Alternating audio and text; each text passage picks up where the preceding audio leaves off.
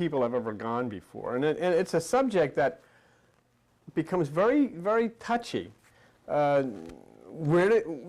are you? I mean, who am I? And we look at each other and try to determine, what is your purpose for existing?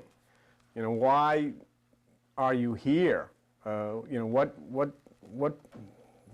do you have to do here? Or do you have anything to do here? Or is this just an accident or a mistake? Or, is there any logical reason for us being alive, existing?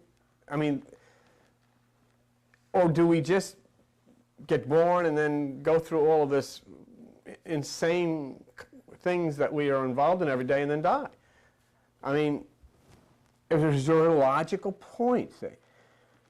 But we discussed a lot of things last week, and what I figured was it's now important that we kind of proceed step by step and slow it down so that maybe we can come up with a general understanding of what was said. And not necessarily, and remember, I'm not here telling you to believe anything. I'm not asking you to believe a thing. That's not required. And as to how I may know these things that we're talking about, then I would just ask you to hold that, and then one day down the road we'll talk about that.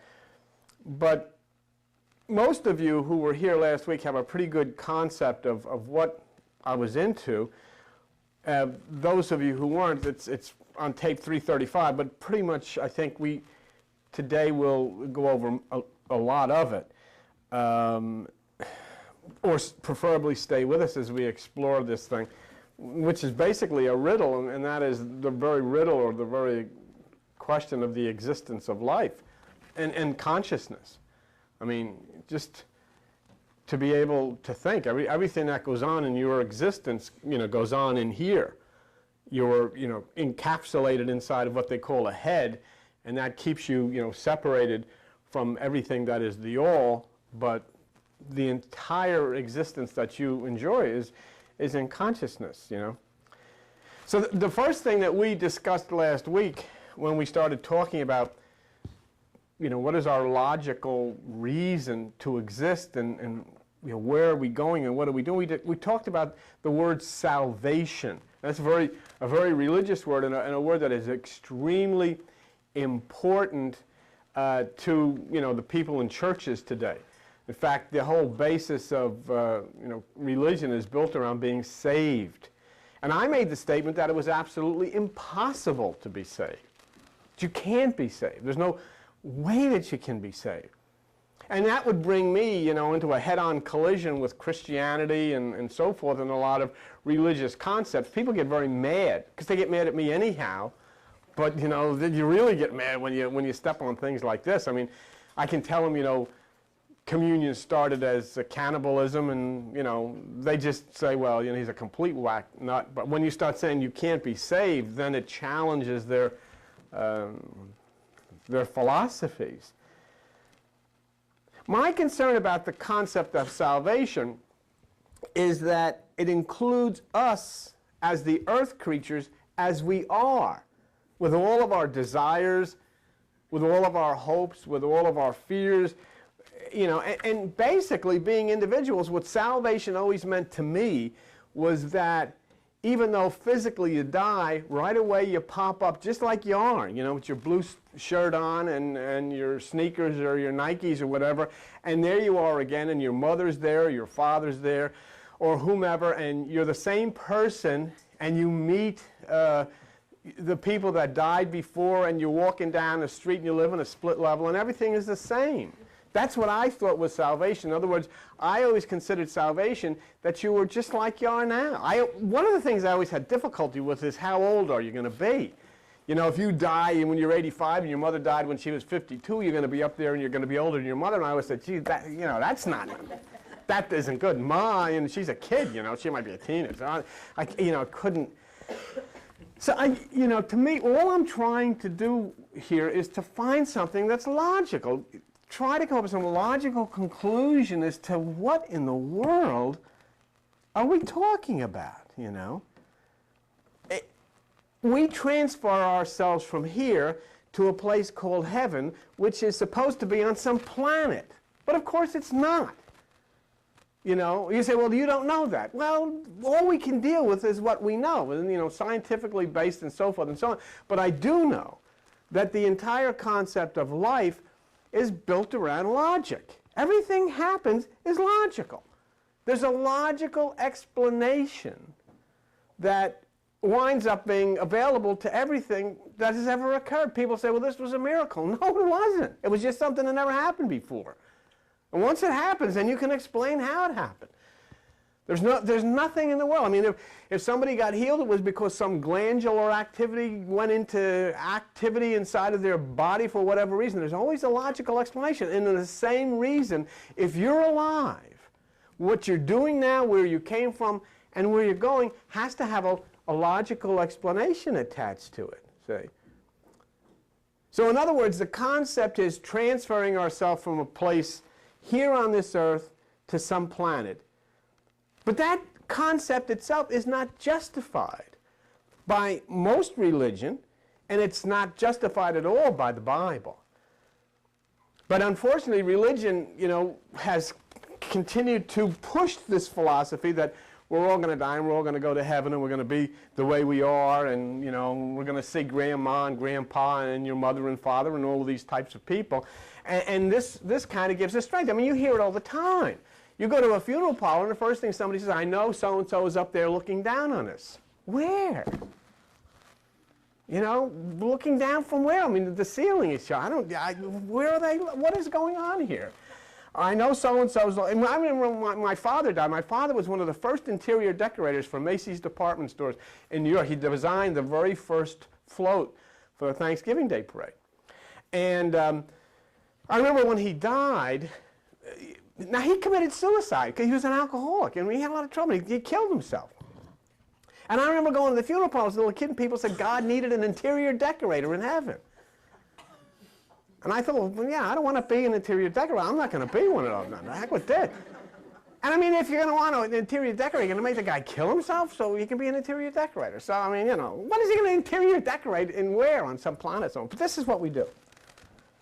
But when you really get down to what the book says, it doesn't say what the religious people say. In fact, you want to see an eye-opener, take a look at page 437 of those little Bibles that you have. And you go to the book of Job, and Job chapter 7, verse 9. And what does it say? It says, page 437, it says, as the cloud is consumed and vanishes away, so he that goes down to the grave shall come up no more. It's logical. I mean, I have never, unless you know of somebody that has overcome that, I've never, everybody that's ever died and been buried has stayed there. Thank God. Thank God. I mean, I don't think it would be nice to have these people up walking around town. Can you imagine? No, you wouldn't want that in your neighborhood. Maybe on Halloween or something like that, it could be a kick. But other than that, stay where you are. I don't want to see that.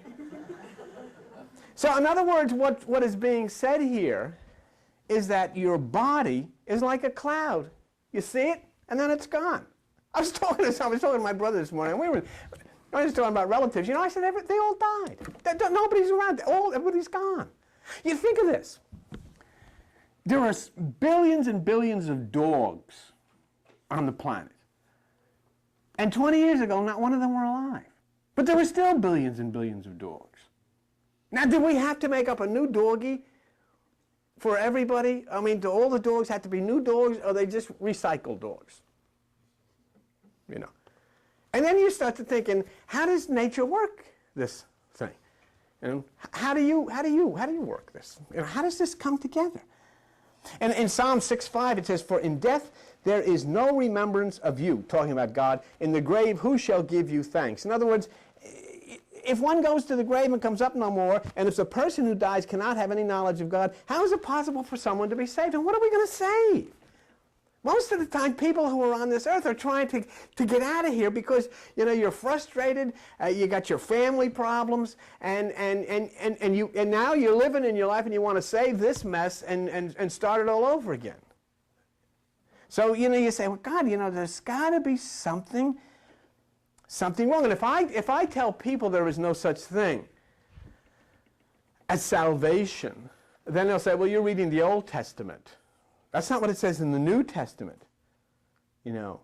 But there's something that it says in the New Testament that's very interesting. And remember, all I'm asking you to do is be logical. And I know if you've gone to church all your life, that was exactly what you were told not to be, logical. I'm just saying, be logical. You're mature people. Some of you have graduated from college. You're intelligent people. You're logical people. You understand things. You know there's science and scientific realities in life. You live in a universe that is measured by law. Everything interacts with everything else in a predetermined way. I mean, everything is right there. Everything is extremely logical. And yet, when we come to the question of who we are, what happens to us, and where do we go, we suddenly become extremely illogical. We give up all of our logic and all of our understanding, and we become nuts, you see. And we really do. We believe there was a snake that talked to a lady, and a fish swallowed this guy and threw up, and an evangelist came out and all this stuff, and we don't bat an eye. We go to church, we say, hallelujah, this is great, but you know that can't happen. But we simply decide to believe that or accept that because we can't come up with any other explanations for it. But you can. Once you start understanding logic, if you'll take all of this stuff you've always called spirit and go into the realm of quantum physics, you can understand it. Or you can pick up the Bible. Pick up a Bible, you're reading it. How many people realize you're reading mythology? The whole thing is a myth. Some say, well, you're saying it didn't happen. No, on the contrary, mythology doesn't mean it's something that didn't happen. Mythology means something that does happen, but it's hidden behind symbolic words. And the very book that you pick up says, don't take it literally. Don't be a minister of the letter. Understand the dark sayings of the ancients and so forth. Understand the sayings of the Pythagoras and Democritus and the Platos and the ancient Greeks who wrote this thing. This whole book was written in Greek. Initially, the Old Testament was written in Hebrew, but about 300 BC, the whole thing was translated into Greek. The whole New Testament was written in Greek, every bit of it. And written by the Hellenistic Greeks, which means you can't pick up a page of this without thinking, is this mythology? Because it is. And then when you start to break the code of it, you start to understand it's talking about you. And it's talking about your relationship with the universe and the cosmos. And it's talking, I mean, you're reading and you're seeing things that were authored by people of the likes of the Platos and Aristotles and the Pythagoras and people. Zeno, who spoke of quantum physics 3,000 years ago.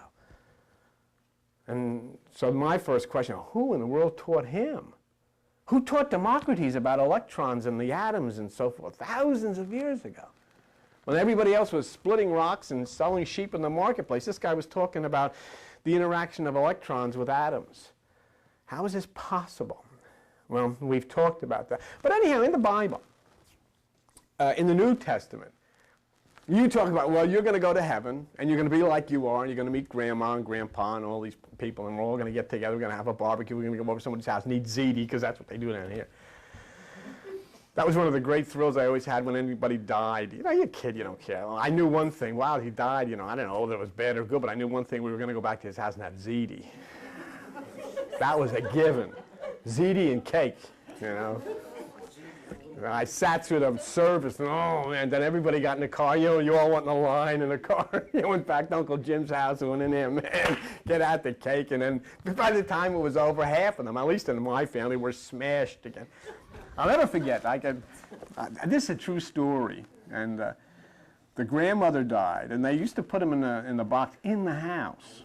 In the house, in the parlor. I mean, I couldn't have, you know, I just told my mother, I want out of here. I don't want to hang around here, you know, because not too many people left, and it was only me and the lady in the box. I don't want to stay here. Because then I could never figure, how are you going to go to sleep upstairs? But anyhow, Uncle Jim, this guy was a perennial drunk. I mean, the guy was drunk every day. I mean, he was drunk every day. But anyhow, they were laying out the lady in the box, the grandmother. She was grandma. I can't remember her, but I remember this till I die. When she was like, every time the guy would open the door to let another person come in to view the body, this cat would come in. And the cat would run and go right underneath the box, the casket. And Uncle Jim would say, it's her, she's back. You know, I can't get her out. And they'd throw the cat out, and they'd open the door again. The cat would come back in and run right back under the box. And Uncle Jim, he was out, and I honest to God saw him. He's back out in the kitchen, and he's going behind the stuff, and he's got the bottle out. Well, you know, these are crazy people. And so, I mean, he was convinced that she had come back as the cat, and there was nothing he could do about it. But, you know, and I didn't know. But, you know, it's funny how things stick with you in your mind. But I'll never forget that incident. But what it says in the New Testament, on page 799 of the Bible, they were asking Jesus about this same thing, about, you know, people going to heaven and, you know, what's going on there. And it's a very interesting statement, he says, in Matthew 22, verse 30, 31, and 32. Two things he says that are very interesting. One, he says, in the resurrection they neither marry nor are given in marriage, but are as the angels of God in heaven. So the first thing that I see here that I wanted to discuss with you today was talking about who you are. And now he said, or Jesus or whatever, said, you're like angels in heaven. Well, what have we found, and as you look in the material that I've given you, we have found that an angel is in actuality an angle of light, which is a photon, which science calls a messenger particle. So this is interesting. If the Bible is saying that when people leave here, they become like angels, then is he saying that we become angles of light particles? Starting to get a little bit logical, because this is exactly what's inside of you that makes you move. You have energy. You are connected in some way to an energy system that causes your heart to beat for maybe 70, 80, 90 years. It never stops. What keeps it going? There's an electric charge somewhere. Where's it coming from? It's coming from magnetism. It's coming from electrical energy that passes through your body every day. You're connected to the universe in that way by angles of light. And these angles of light are photons, which science calls messenger particles. And the Bible says that after you leave this body, you become as an angel or as light particle. Light, your body filled with light, okay. But he says then in 31, as in touching the resurrection of the dead, have you not read which was spoken, I am the God of Abraham, Isaac, and Jacob. God is not a God of the dead, but of the living. Now see, that's interesting, because my feeling, and we'll share this with one another, is that once a person on the earth dies, that's it. And I'll show you why, because who are you? I mean, who are you really? You know, we've talked about this before. I mean, there are many people, you know, they're thanking God to say, gee, God, thank you for giving us life. God didn't give you life. Your mother and father gave you life. God had nothing to do with it. It was their idea. I don't want to get graphic about this, but basically, well, I guess you do have to get a little bit graphic. I mean, your mother was a female, your father was a male, and when males and females come together in the intercourse like that, there's sperm that leaves the male, goes into the female, and out of the billions of them, one finds its way to an egg, and bingo, there you are. But what if they decided, John, I don't think this is going to work? What do you mean, Ethel? Well, I don't think this is going to work. I don't want to go through this. Here's your ring. Now, that's the end of that. That's the end of you. There is no two people on the face of the earth who could ever come together and put together the exact chromosomes and genetics that result in you. If they didn't come together, you would have never been here. So who created you? Your mother or your father. No God had anything to do with it. There are people who exist today because a woman was raped. Oh, thank God, thank God. There are people who exist because somebody didn't use protective gear or whatever. Because they call them up, and you hear the woman gets on the phone, and the woman calls up the man and says, guess what? What? You won't believe this. What? I'm pregnant. Ah! You know, I should have stopped at this Rite Aid. I don't know what. I forgot. You know, so it's a mistake, and you're here. And suddenly, what are you going to do? Who are you going to blame? Or who are you going to credit? You say, thank you, God. Why? Because he forgot to go to the drugstore. You're going to thank God. And this is the way life is. But we create out of it all of these stories to make it somehow feel reasonable that, you know, we're involved, that God did this, God gave you life, and all of these types of things. And you find out basically that it is all kind of, it's almost like spinning the wheel. You know, we just do to one another, we create life. And then after you're created, you know, after this action has taken place and something starts to form within the womb of the woman, then all of the chromosomes start piling in. 23 come in from your father, 23 come in from your mother, and they deposit themselves in you. And what is it? That's downstream from hundreds of thousands of years of every nut that ever was in your family tree is all flowing downstream and dumping into you, and there it is. And you wonder why you feel the way you do. I don't know why I feel the way, because Uncle Clyde in 18 was a nut. And it's part of it is in you. And so you got all of this stuff. The way you look is because of your family. It has nothing to do with God. And the way you act is because of these genetic, your tendency to a particular disease. There are people who are going to get some kind of disease. It's because of everything that flowed downstream and emptied into them from genetics and chromosomes. So who created that? There are some children, babies that are born and terribly deformed and things. I mean, who's responsible? Is this God? See, but we can't. We just never can bring ourselves to become logical about this. You know, what is this? What's going on here? Is this really this religious, spiritual stuff, or is there something, you know, logical here? Something. What the heck is this all about? How does this work? You know, so forget spirit. There's no such thing as spirit. Spirit is just a word that was made up by the people in the Middle Ages to describe something that they didn't understand, that's all. This is what it is. It's photon, it's electron, it's atom. It's the invisible subatomic particles inside of you that cause you to have life, that cause you to think. But you know, no matter, I mean, Mark and I were talking last week, and I was listening. I always ponder what he says, because he says a lot of neat things all the time. And he says, you know, there's so much chaos in the subatomic world, in the invisible world. And things rage with one another and at war with one another and colliding with one another. He says, it's, how could it, you know, you can't even conceive how there could be any kind of life come out of this. And yet, at the basis or at the foundation of all of the chaos, of all the invisible, you know, chaos that goes on inside of everything, one thing sustains itself, and that's consciousness. Consciousness. That one thing that lets you know that you exist. Consciousness. And so that's where we come from. And so God, or Jesus in the Bible says, God is not a God of the dead. Dead people are just dead bodies. They're not even people. It's the conveyance you're using so that you can communicate with me and I can communicate with you. It's the only reason you need it. And then you have it also so that your senses can be titillated by the things that, you know, you can have access to. You know, whether it be chocolate ice cream or rancholadas or Jimmy Buffett or whatever it may be. Or, you know, there's a need for light to experience existence.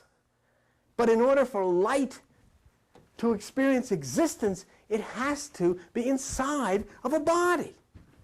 It has to.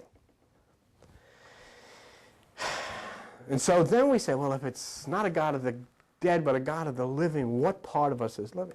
So, in other words, there is also a need for you to die symbolically when you are healthy and very much alive, to then find this angle of light that bodies do find. Dead bodies, when they die, find this angle of light and then return to that neutral state of light, abandoning this body which is going to be buried. I mean, it's just like a used car. Just take it. I mean, I know, but I'll just have to tell you, I mean, you know, cemeteries are junkyards. But you can't use that word. It's offensive. But it's a junkyard. What is it? I kneel at the junkyard, I bring flowers to all these things at the junkyard. But it is something that the person that was there is not there anymore. I always get the kick out of whenever you're going to, you know, funerals or something, and you see people stand, maybe there's a policeman at the gate, you know, bringing the traffic in. That policeman is probably under the ground here somewhere. Has already come and has already taken part into another body. I mean, You know, there is no logical way that we together can explain unless we just are willing to say, let me ascend to a point of maturity and look at what life really is. What in the world is going on? So then if we die symbolically, or if we come into the point where we expose ourselves to this light, this magnetism, in a way that is prescribed by ancient talk, then do we get to that point where we can ascend and begin to understand? There's a Zen saying that I shared with you. It said, if you die before you die, then when you die, you will not die. A few weeks ago, I was talking to a young lady here, and the young lady came up to me and said, gee, you know, everything you said I really like, but at this point where you said there's no God, you know, that frightens me, and I can understand it. We were at that time talking about Ahmad Halusi, who was teaching Islam, and Ahmad Halusi said, there is no God, there is just Allah, and Allah is not a God, saying there was just everything was God. But you know, think of this, and how beautiful it would really be once we understand this.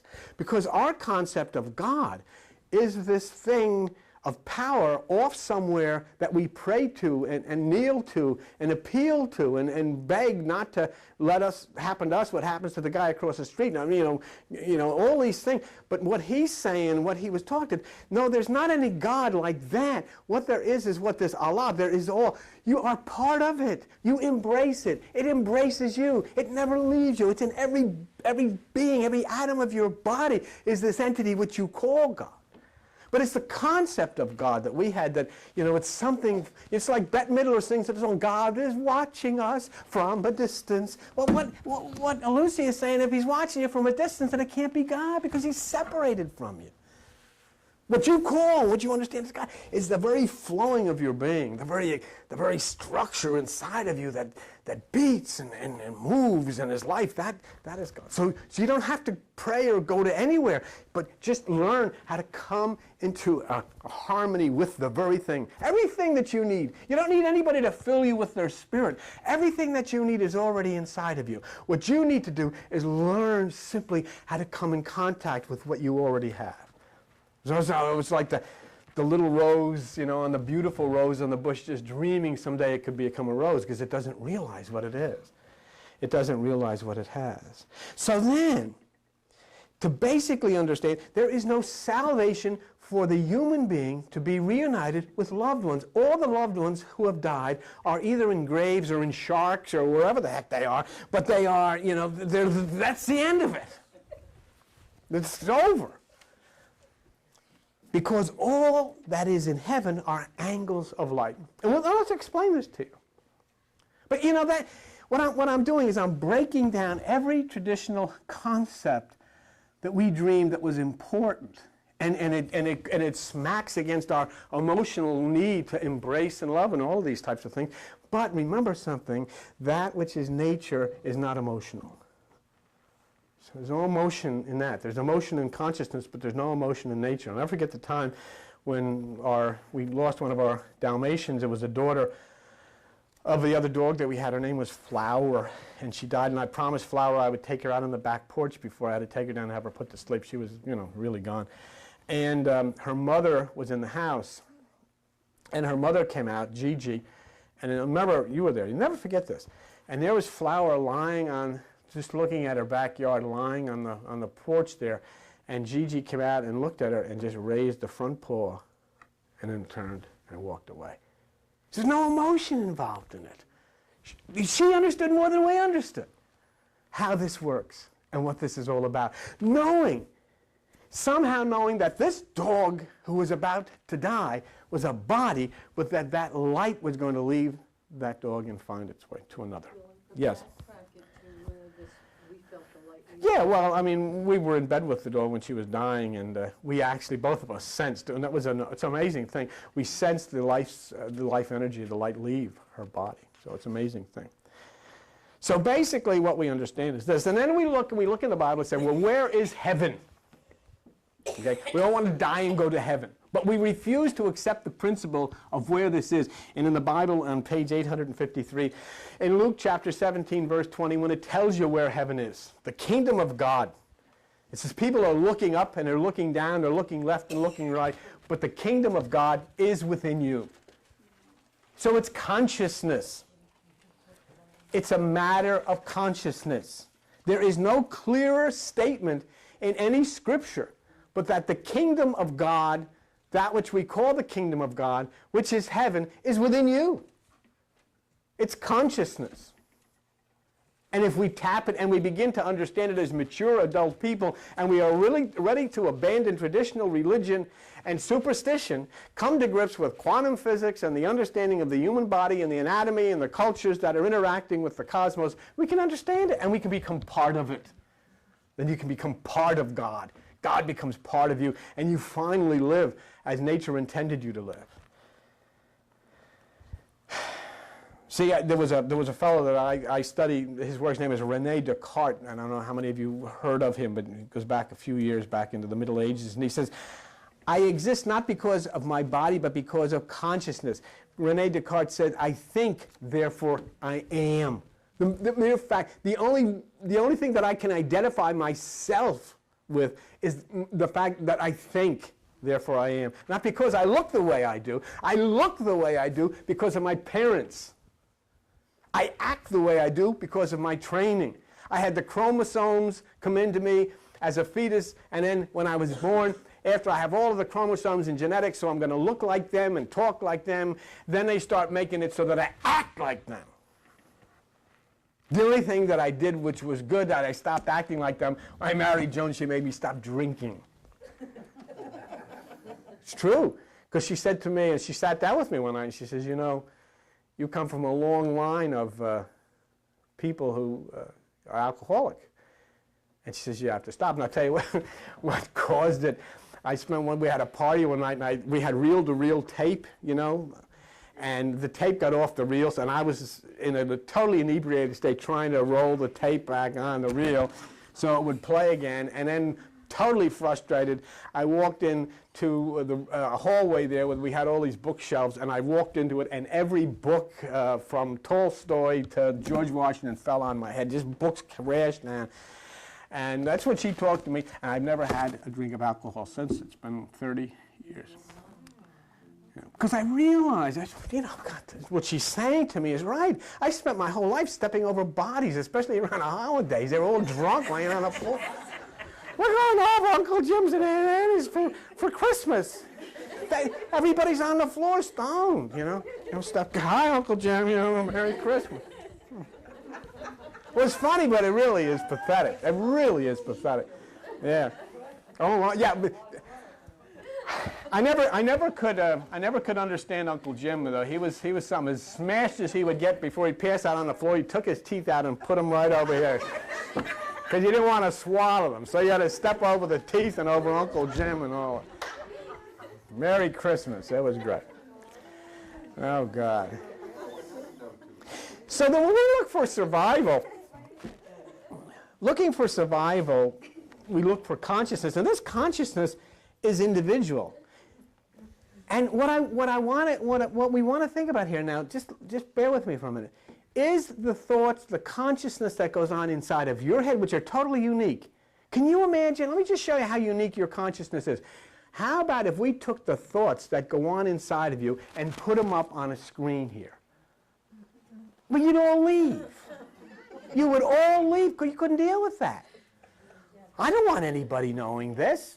I mean, what about the things that you were thinking last night, or the things that, you know, you get by yourself and think? You want that on here?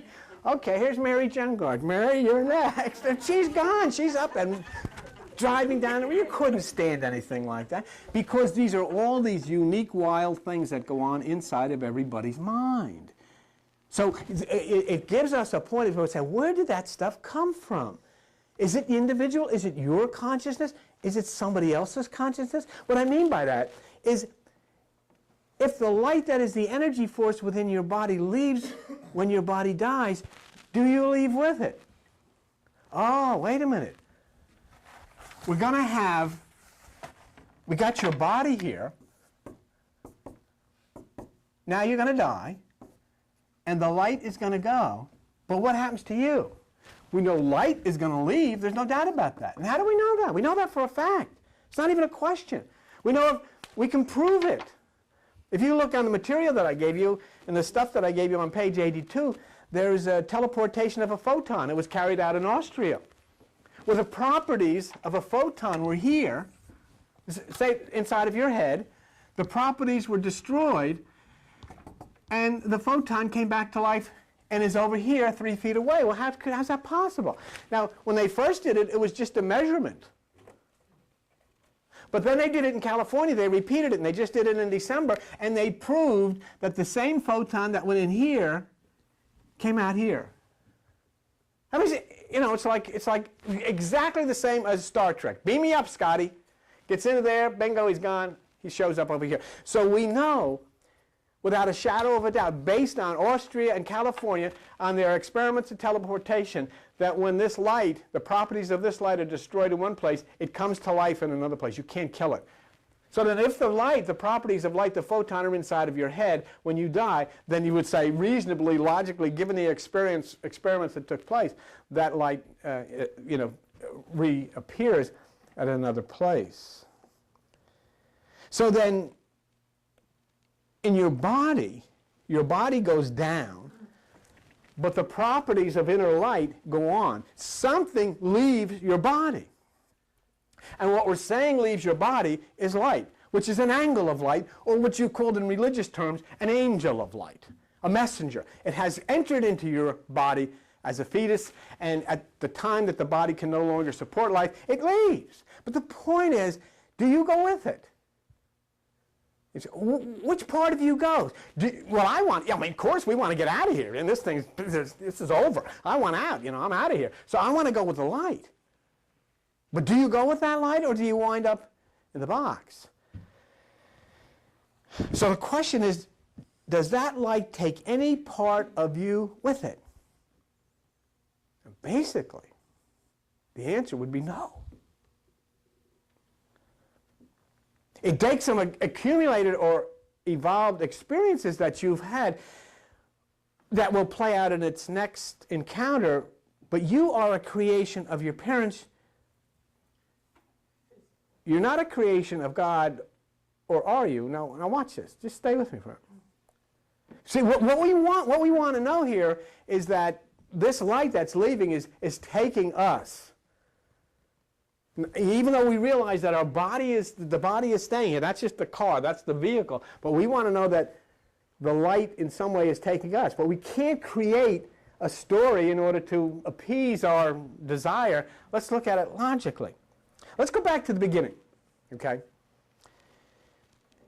We understand about the coming together of the mother and father and so forth and so on. The body begins to be formed and picks up chromosomes, and then when the time is right, the pineal is formed.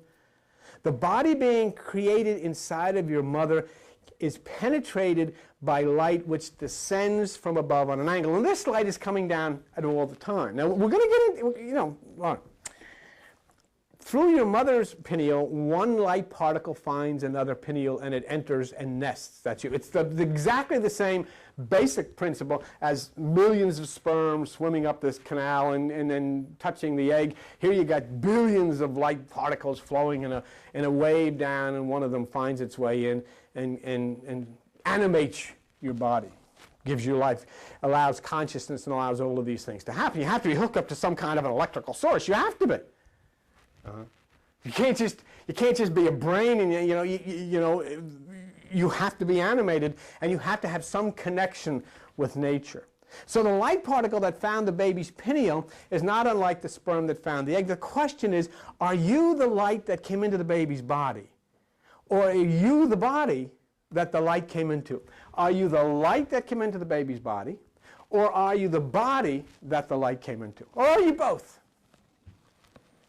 I mean, had you missed by a few degrees as an angle of light, you could have wound up being a bear. Why not? Because it's neutral light. It's not an intelligent light, it's a neutral light. But you're not a bear. See? So now you have found a nesting place. Now the question is this, and listen to this carefully. Before you found this nesting place inside of your mother's womb, did you have consciousness? Did you have consciousness as light before you found your way into your mother's room? To a limited degree, you did. Light that travels in wave, you know, it can collapse, and it does have a degree of consciousness, but not on the level that we consider rational consciousness. Two thoughts then. Let's consider two thoughts. One. Now, here's where we're going to get. Here's where we're going to get into some stuff that I might, you know, you may question me, which is fine, but I'll just tell you I know this, and let it go. Let it go with that. If you were teleported here we get into a little Star Trek stuff. If you were teleported here for a particular mission, you will have consciousness, and you will return to an original body elsewhere, which is a body being preserved for you until your work here is done. You say, you got people freezing bodies right here. Don't worry about that. Yeah, okay.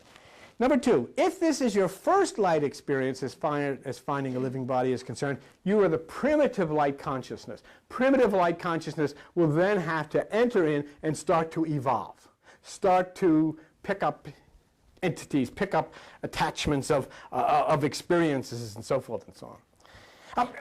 Come on, I mean, if you could think of another way, and you know, if you want to dwell in the idea of you know, hocus pocus, that's one thing. But if you want to try to logically explain what this is all about, so now the body begins to develop, and it is totally out of your control.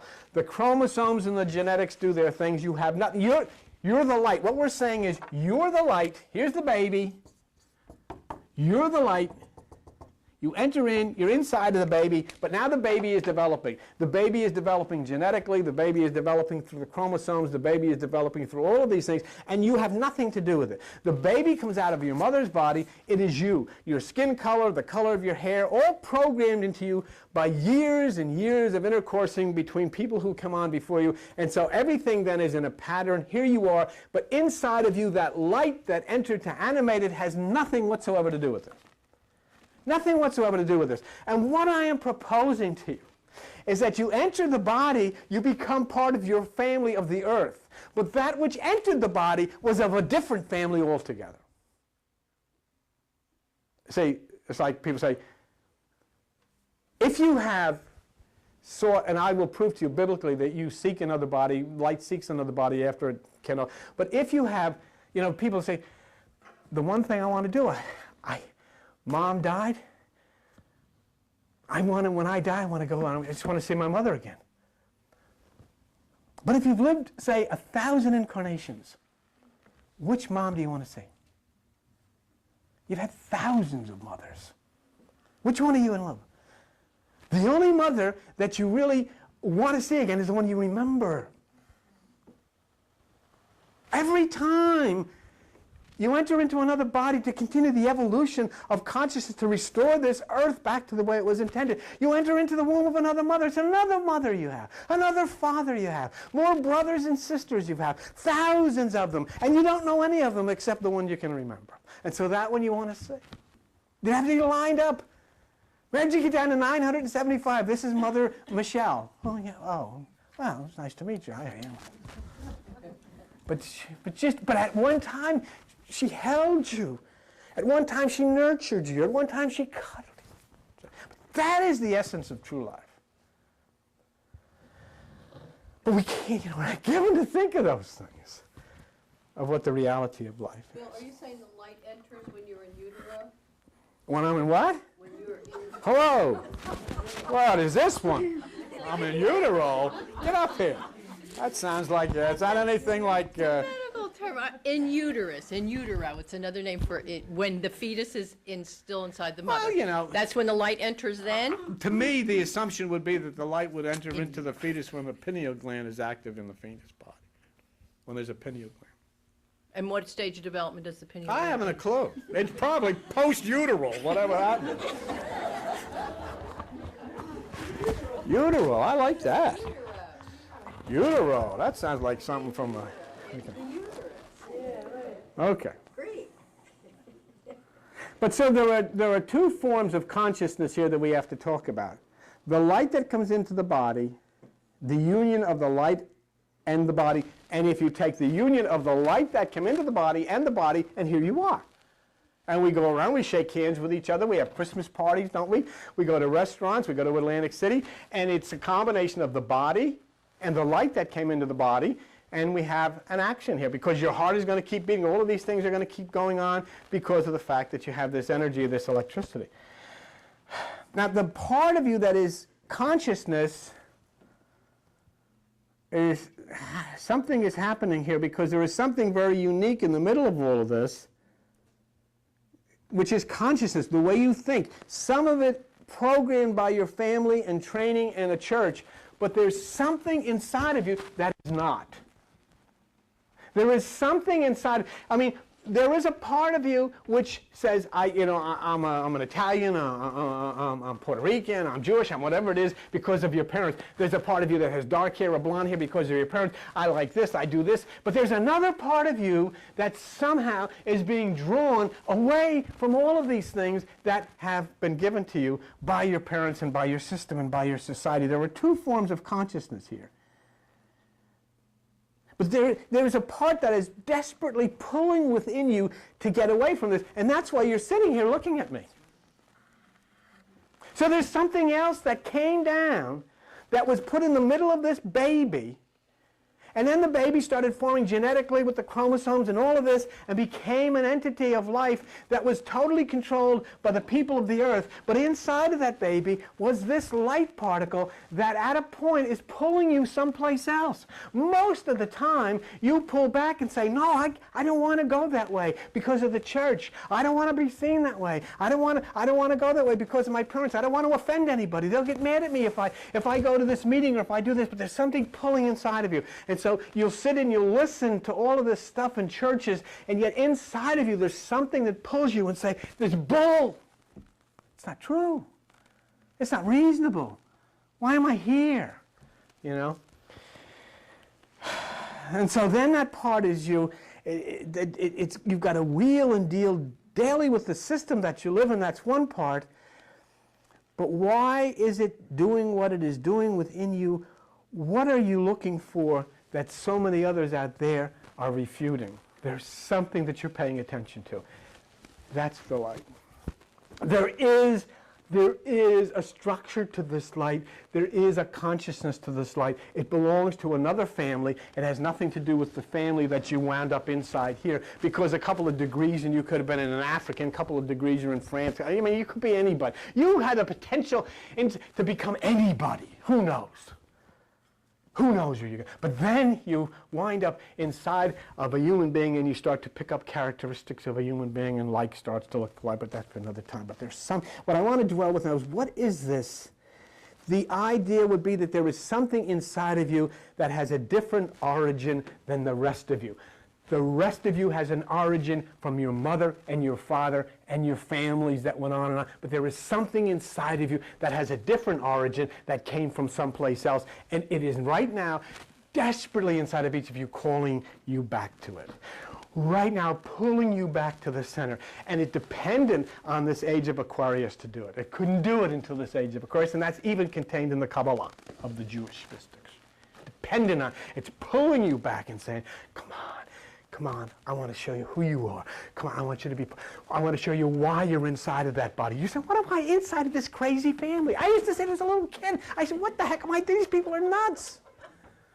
I mean, I used to have more battles. It was like the OK Corral at our house. The people with knives were flying. People, do you ever see the movies where people crash through banisters? They would do that at my house. The man was over fixing the banister. I said, oh, we got to fix the banister again. So what am I doing? I didn't use some people say, you choose your parents. I chose this. This was my idea? No, I don't think so. Oh, God. But wait a minute. Could it be that somebody else chose it for me? Could it be that I had a mission? Could it be that there is an intelligence controlling this energy? And I don't know how many of you have heard of what is called the Great White Lodge. Well, we'll talk about that. But there is a command center Oh, I know this is really wild, but there is a command center that moves these things around just like NASA down in Florida moves things around up in the sky and makes things happen. There's a command center, and much of this is programmed. We'll get to that. But anyhow, if the rest of you has an origin totally of the earth, there is something inside of you that has a different origin. Whew. Every bit of you is of the earth, but one thing is inside of you came from outside. This magnetism, this light, this angle of light, this angel of light that you are.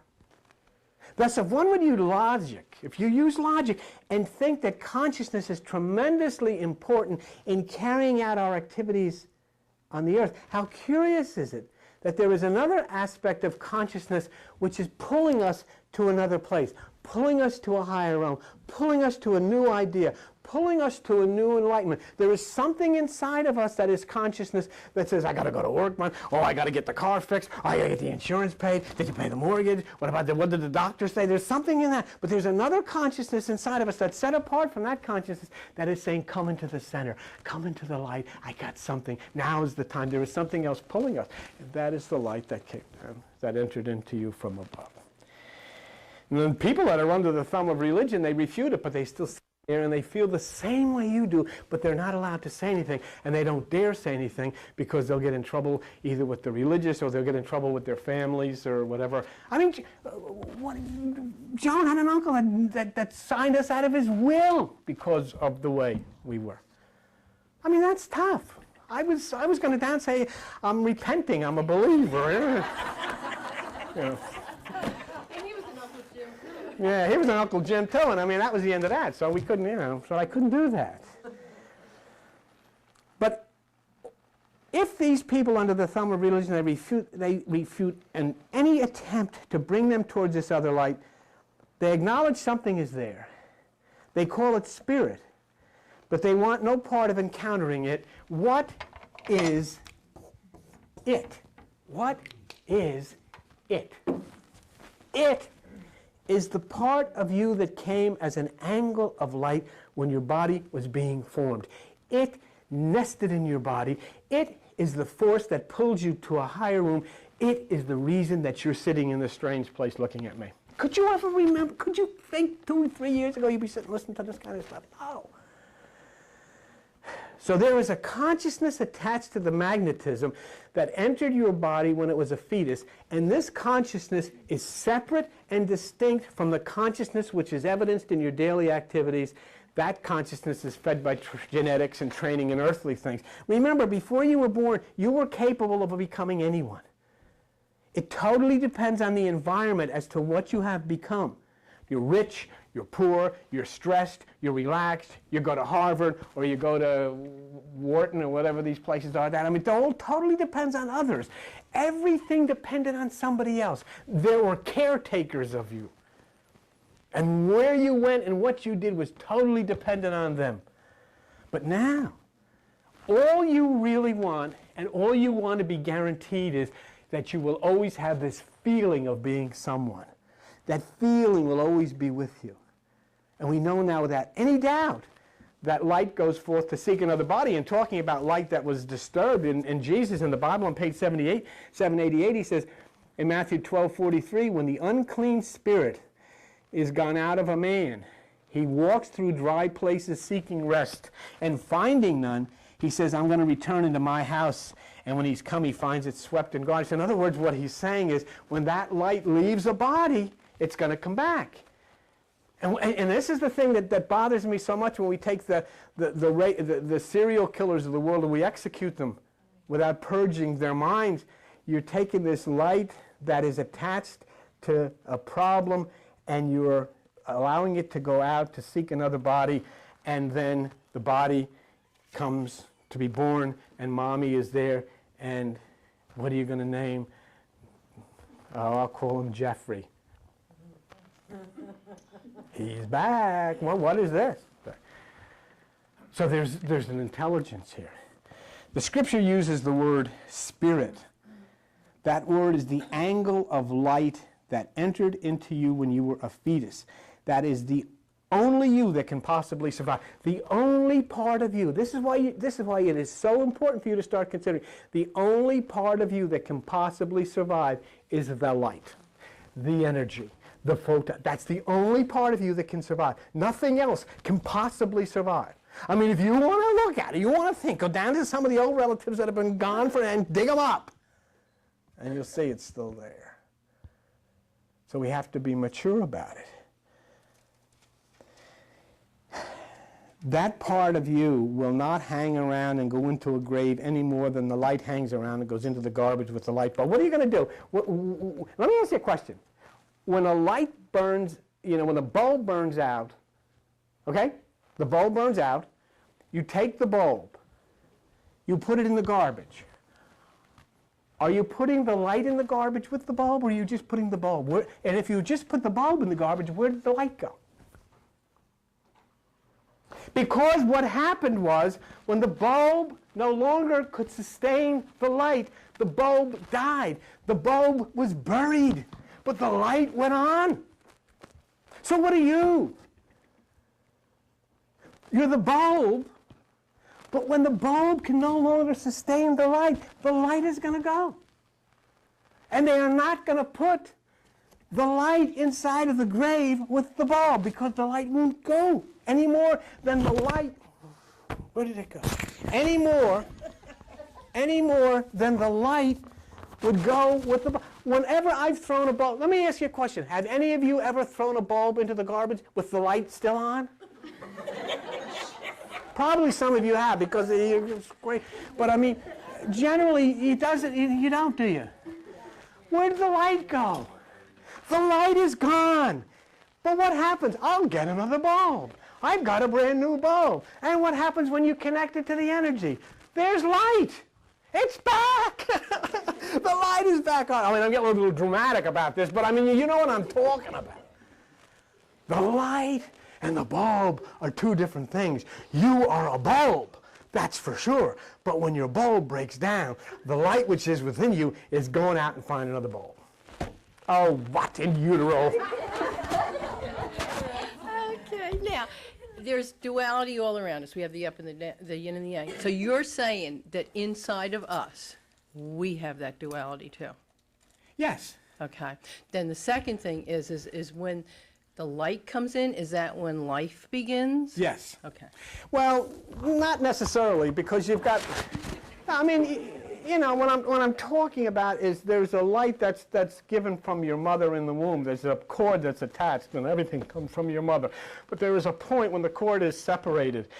And now, can that energy sustain itself by itself? I mean, is there something inside of the baby now that the baby can go on without being attached, umbilically or uterally or whatever they call it? Is there any way it can go on without being attached? The answer is yes. There is light, there is energy which has entered into the baby. Now the baby can be animated, now the baby can survive because of the light that has come into it. Into the pineal. Okay? Let me just, because you're getting late now, let me just say this. Okay? So you're going to see the world. Now listen to this. You're going to see the world. And remember, I'm not telling you to believe anything I've said here. Nobody believes me anyhow, and that's fun. Please don't believe any of this.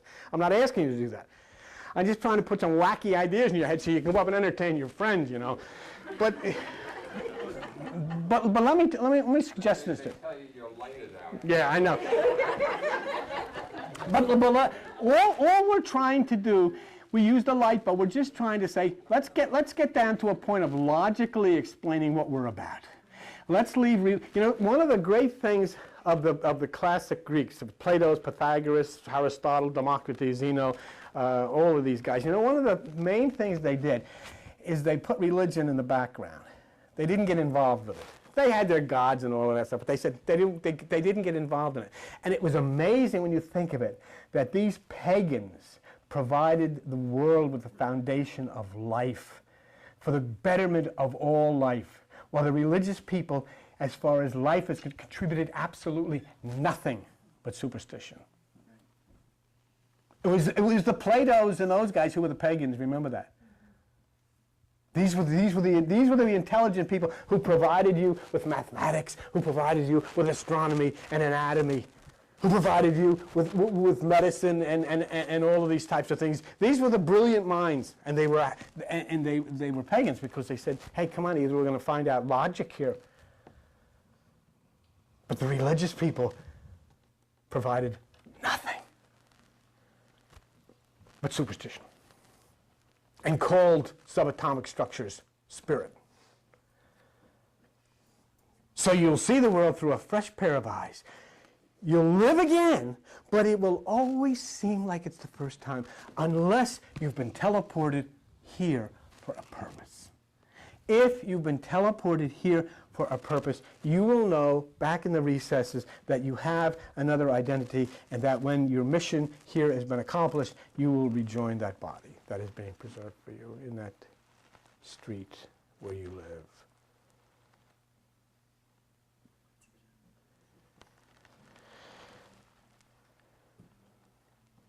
So, you come under the direction of a universal command center that has been labeled the Great White Lodge. We'll go into that. We are confident to consider that the body goes into the grave. It is not going to heaven. It is done. It is finished. And we who entered the fetus now scurry through the pineal, leave the body. And the deep question is, now that we have left the body as a particle of light and will travel in wave form, do we have consciousness? Do we take anything from this body with us in the form of consciousness? And in order to proceed, when we will proceed, we have to address one deep question, and that was one that I addressed with Mark when we were talking about this. The one, and I used to always ask this question when Carl Sagan would come on television and talk about all of these various interactions and different things that go on in the cosmos. And this is the question that we will address next.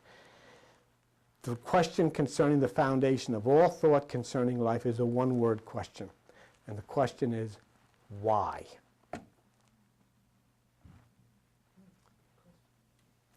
And we'll answer that. Okay, thank you very much for sharing this time.